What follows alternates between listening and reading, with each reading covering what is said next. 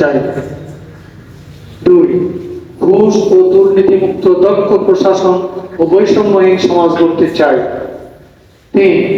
প্রতিশোধ, প্রতিহিংসা, হয়রানি ও মিথ্যা মামলা মুক্ত করে স্বাস্থ্যকে সকল ধর্ম, মত ও শ্রেণীর মানুষের প্রিয় ঠিকানা করতে চাই। এর সাথে মত বিনিময় করে কাজটি বাস্তবায়ন করতে চাই, যাতে ভোটের সকল কাজ দ্রুত ও নির্ভুলভাবে সম্পন্ন হয়।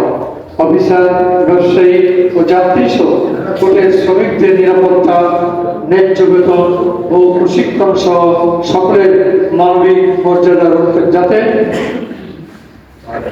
যাতে এবং ভোট দেওয়া। তো এই জায়গায় সেই ভোট আমাদের সামনে রাজনৈতিক নেতাদের পক্ষে এই সমাজ, এই দেশ, এই উপজেলা উন্নয়ন সম্ভব নয়। স্টেকহোল্ডার অনেক আছে, তবে সাংবাদিকদের অবস্থাটা সবচেয়ে গুরুত্বপূর্ণ। সাংবাদিকদের সংবাদপত্রকে বলা হয় সমাজের দর্পণ।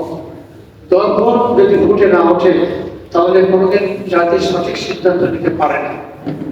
আমি আপনাদের কাছে প্রত্যাশা করব, আসুন আপনার আমার সকলের এই সাথে কথা বলেছি, তাদের সাথে আলোচনা করেছি। তারা আমাদেরকে জানিয়েছেন 702টা কেন্দ্র, এর ভিতরে তারা 53টা ঝুঁকিপূর্ণ হিসেবে বিবেচনা করেছেন। বিবেচনা তারা 53টা 53টা ঝুঁকিপূর্ণ বলছে, কিন্তু আপনারা বলছেন 33টা। বিষয়টা আসলে একটু বলে